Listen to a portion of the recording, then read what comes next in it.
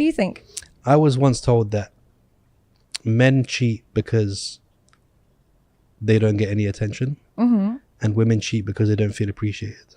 And that's not a Do you know what I mean? invalid point. I would imagine men, you know, essentially it is just an ego boost. They usually cheat with women that they're not as attractive as their wife or not that interested in, but she makes him feel attractive.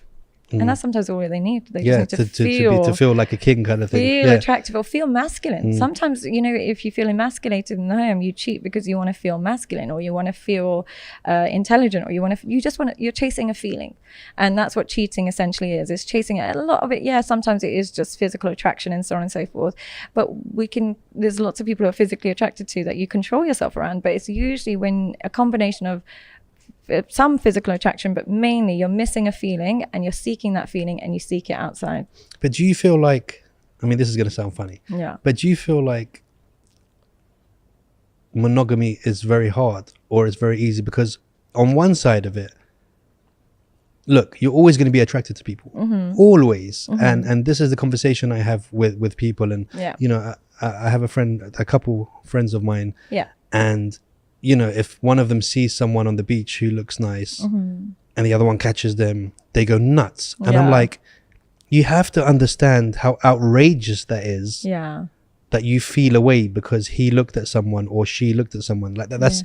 That's outrageous. Like, if anything, there should be an understanding. Hey, listen, looking is all you got. Look the shit out of everyone and take it in. And because there's always going to be attractive people, and you're always going, and we as human beings are attracted to people. We're attracted to beautiful things. It doesn't have to be a person. It could even be, you see a beautiful car, you'll stop and stare, and you'll see a beautiful outfit, you'll stop and stare. But you've never had anyone, you know, get divorced because he shagged his car. Do you know what I mean? I mean, it's happened in some countries, I'm sure. But the thing is, there's nothing wrong with appreciation, but usually it triggers a response in a woman, usually, or in somebody, when they see it as a reflection of what they want to do with that look.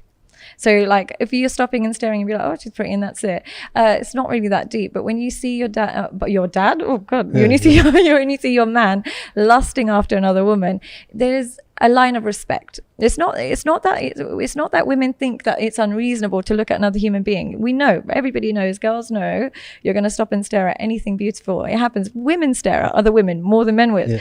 But there's a line of some respect, and that's all it is. So when you're really drooling, is there though? Because I point out guys to my wife.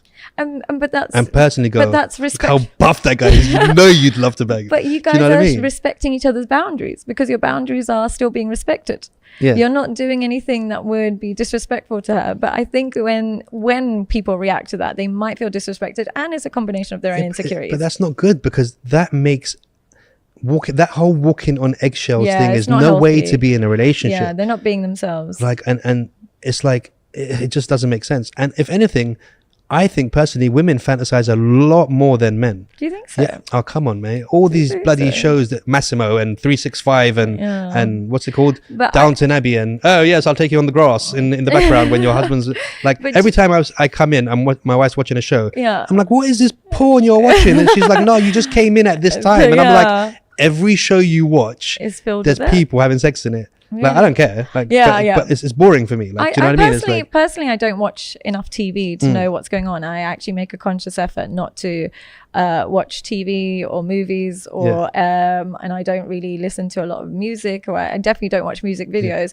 And that is my way of preserving my brain from conditioning, because I do think this hypersexual situation we have with women and men, it's not an accident. It's very much due to conditioning. But that goes way back. Like, for example, out of 10 women and 10 men, 9 of them, we're talking about back in the day, would read those novels, you know, those, what are they called? Romance novels. And he grabbed her by the throat and blah, blah, blah. Like, a guy would read that and go, oh, fuck off. That sounds stupid. Do you know what I mean? I can't be arsed with that thing. And that's where I mean, where, okay, women will fantasize on a different level to men.